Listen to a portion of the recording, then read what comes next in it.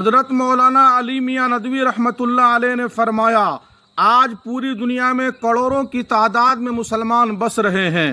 مجھ سے کوئی شخص آ کر کے پوچھے مجھے ایک اشتہار، ایک پوسٹر چھاپنا ہے جو پوری دنیا کے مسلمانوں کی بستیوں میں لگایا جائے گا، اس اشتہار میں، اس پوسٹر میں صرف ایک سینٹنس، ایک جملہ لکھنے کی جگہ ہے، وہ کیا جملہ ہوگا؟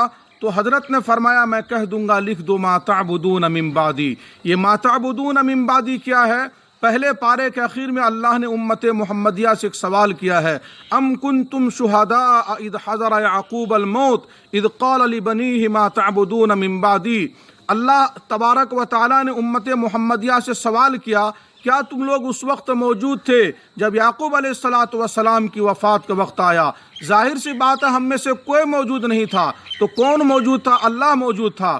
تو واقعہ یہ پیش آیا کہ یعقوب علیہ السلام نے اپنے وفات کے وقت میں گھر کے تمام بال بچوں کو جمع کیا۔ یاد رکھیے گا، یعقوب علیہ السلام کے سامنے جو بچے بیٹھے ہیں، ان بچوں کے باپ بھی نبی ہیں، دادا بھی نبی ہیں، پردادا بھی نبی ہیں۔ ان بچوں کے نس نس میں نبیوں کا خون دوڑ رہا تھا، ان بچوں کے رواں رواں کو نبیوں نے چوما ہوگا۔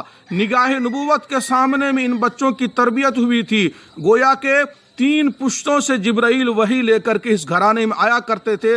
اندازہ لگائیں ان بچوں کے ایمان عقیدے کی پختگی اور مضبوطی کا کیا عالم ہوگا۔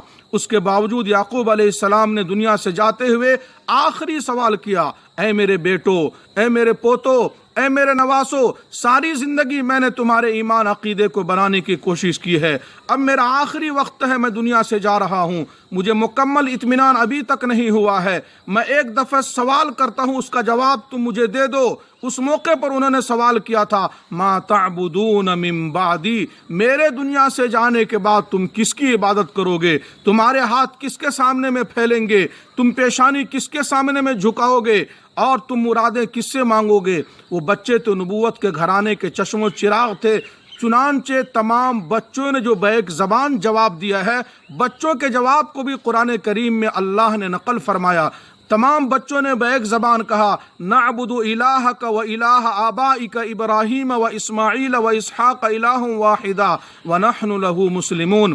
اے ہمارے ابا، اے ہمارے دادا، اے ہمارے نانا، آپ بالکل نہ گھبرائیں، ہم آپ اور آپ کے آبا و اجداد ابراہیم، اسماعیل، اسحاق علیہم السلام کے جو خدا ہیں، ایک اللہ وحدہ لا شریک لہ کی ہم عبادت کریں گے، اس کے سوا ہماری پیشانی کسی کے سامنے میں نہیں جھکیں گی۔